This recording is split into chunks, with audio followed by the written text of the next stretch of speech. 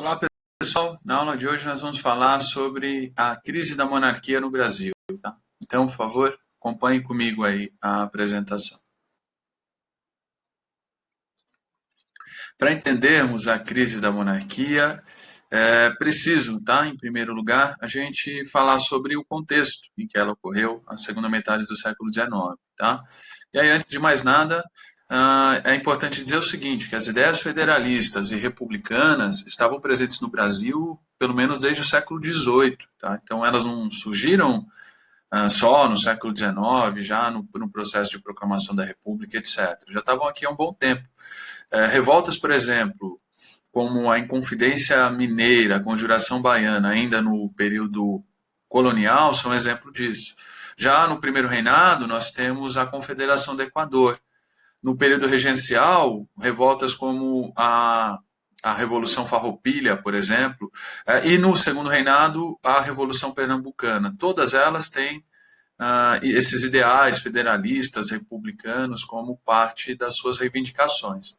Então, essas ideias não eram novas, tá? Elas já estavam presentes no Brasil há um bom tempo. Segunda coisa importante, tá? O Brasil, durante o século XIX, passou por várias mudanças, né? Um processo de urbanização, em que as cidades cresceram, um surto industrial, então surgimento de fábricas, né? A mudança, inclusive, da paisagem também física das cidades, o surgimento de novos grupos sociais, a formação de uma nova elite econômica no Brasil nesse período, né, ela é composta aí pelos grandes cafeicultores do Oeste Paulista. Essa nova elite ela já tinha uma outra mentalidade, diferente daquela velha elite que desde sempre apoiou a monarquia por aqui.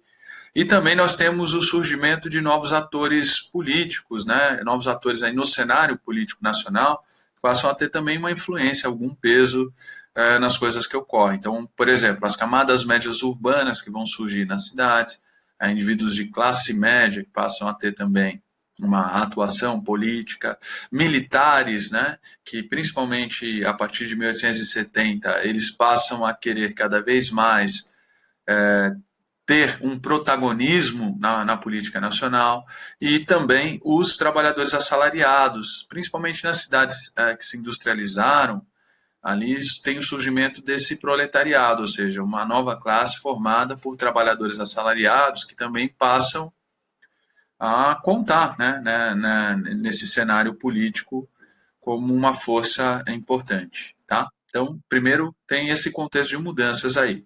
Segundo, para entender a crise da monarquia, é preciso passar por três fatores fundamentais, tá? Então, em primeiro lugar, pensei o seguinte: se forma no Brasil, a partir de 1870, principalmente, um movimento republicano, que queria pôr fim à monarquia e proclamar a república por aqui. Esse movimento, portanto, era um peso contra o governo do Dom Pedro II. Por outro lado, havia setores da sociedade que apoiavam o governo do Dom Pedro e que, portanto, sustentavam a monarquia por aqui. Mas o que ocorre é que, a partir da segunda metade do século XIX, esses setores, um após o outro, vão se afastando, vão deixando de apoiar a monarquia. Isso faz com que ela se enfraqueça e aquele movimento republicano consiga, de fato, concretizar o seu objetivo. Então, são esses fatores que a gente vai ver agora. Aqui. Por que houve esse afastamento? O primeiro deles é a questão religiosa, tá? Então, um afastamento, o que causou, portanto, um afastamento entre a Igreja Católica e o governo do Dom Pedro II. Essa questão ocorre por volta de 1870, tá? A partir de um atrito que ocorreu entre a Igreja e o imperador Dom Pedro. Ocorre o seguinte: o Papa, à época, ele decreta uma bula papal, né, que proibia a participação de membros da maçonaria em irmandades e instituições religiosas. Tá? Por que o Papa faz isso? Decide proibir os maçons de participarem das instituições religiosas? Porque à época na Itália estava ocorrendo uma guerra de unificação, a igreja estava em conflito com o Estado italiano, porque o Estado italiano estava confiscando terras da igreja, etc. E muitos dos participantes desse Estado italiano que estava se formando eram membros da maçonaria. Então, a igreja revida dessa maneira, ela resolve proibir a participação de membros da maçonaria de quaisquer instituições religiosas. E essa ordem, então, essa bula chamada Sílabus é decretada pelo Papa lá em Roma, mas ela deveria ser seguida pelas autoridades da igreja em todos os países. Muito bem. Ocorre que quando chega ao Brasil a bula papal, o imperador aqui tinha um poder de veto. Havia uma coisa no Brasil chamada padroado, que estabelecia o seguinte, que as bulas papais só teriam validade no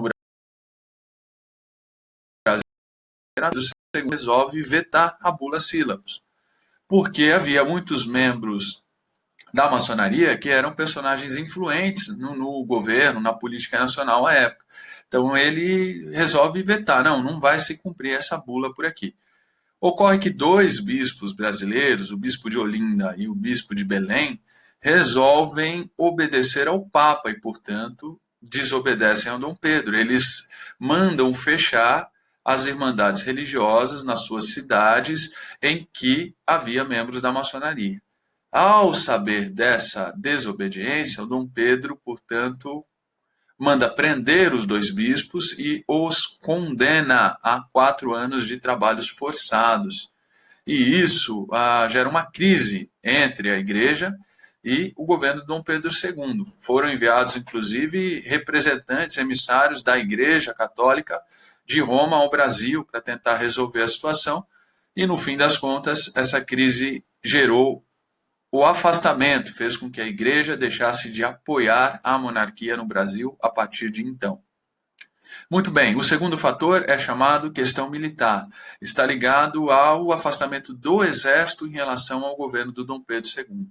E isso ocorreu por vários fatores, tá?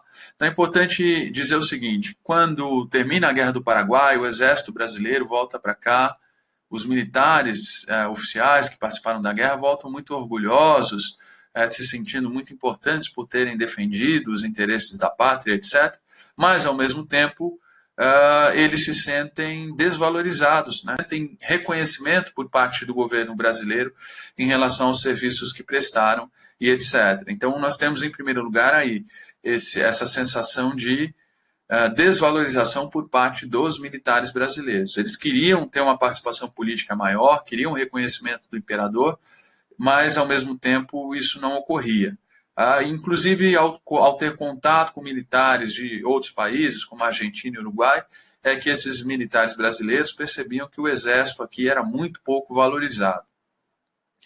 E, em segundo lugar, nós temos uma doutrina que vai ganhar grande influência entre os oficiais, em especial na Escola Militar da Praia Vermelha, no Rio de Janeiro, e que vai começar a converter muitos oficiais do Exército Brasileiro à causa e às ideias republicanas, né? Essa doutrina ela surgiu na França com um pensador chamado Auguste Comte e se chama positivismo. E o positivismo, entre outras coisas, defende que a ciência e a razão são os propulsores do progresso, da humanidade e etc. E para os positivistas, em geral, a forma de governo ideal seria um governo republicano, com um executivo forte, capaz de estabelecer esses princípios para o país, a ordem e o progresso. Muito bem, então essas ideias do positivismo, elas influenciaram muito esses jovens oficiais do Exército a começarem a apoiar a causa republicana no Brasil. E para terminar essa história, nós temos atritos entre membros do Exército, 2 coronéis, um chamado Sena Madureira, o outro chamado Cunha Matos, com autoridades políticas, como, por exemplo, o ministro da Guerra, à época, alguém nomeado pelo Dom Pedro. Esses atritos acabam, de forma resumida, desencadeando aí a ordem de prisão para um desses oficiais, que é o Cunha Matos, e, no fim das contas, o Marechal Deodoro da Fonseca, sediado no Rio Grande do Sul, ele se nega a cumprir essa ordem de prisão.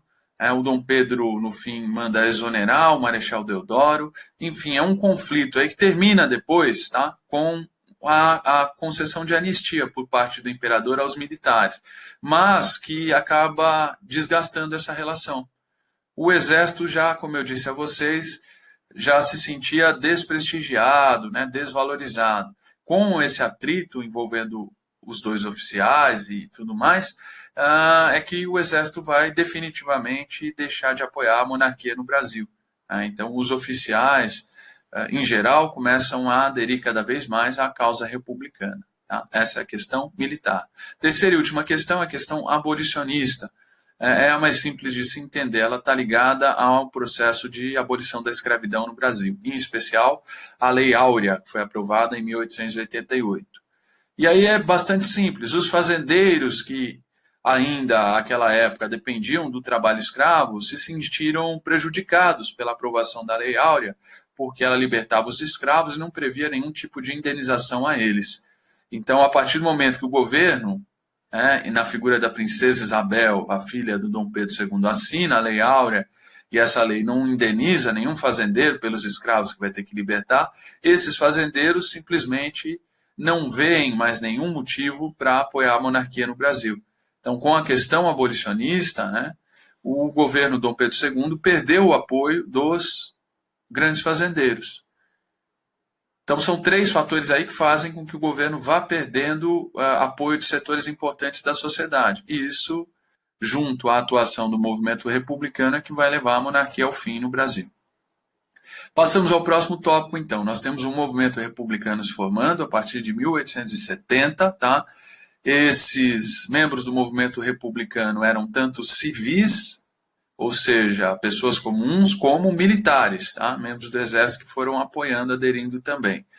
Então, nós temos, eles publicam em 1870, os liberais radicais, né, que defendiam as ideias republicanas, publicam um documento republicano, em que eles defendem os seus ideais, as mudanças que queriam.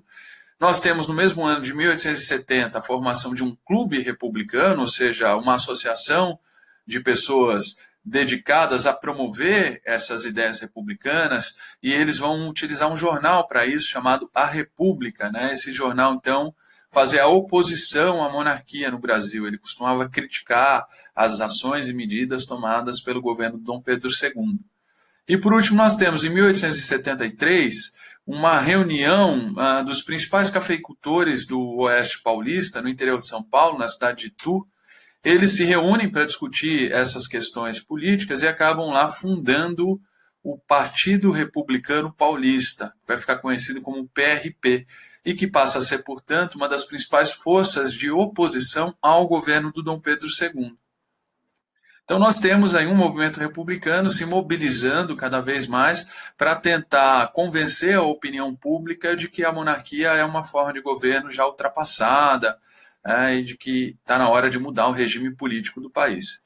Muito bem, esse movimento aumenta, vai ampliando a sua atuação ao longo dos anos de 1880, até que nós temos, no fim da década já, em 1889, os militares, aqueles que tinham aderido à causa republicana e tudo mais, começam a planejar um golpe de Estado para tirar o imperador do poder e para proclamar a República. Né? Por volta de novembro de 1889, eles tinham um plano já de como fazê-lo. Inclusive, tinham previsto a data desse golpe para o dia 20 de novembro. Percebendo essa movimentação dos republicanos, o governo, né, do Dom Pedro II, na figura do primeiro-ministro, né, o líder do gabinete, que era o Visconde de Ouro Preto, resolve enviar um programa de reformas para serem votadas, né, na Assembleia Geral, ali, que era a Câmara de Deputados e o Senado, à época.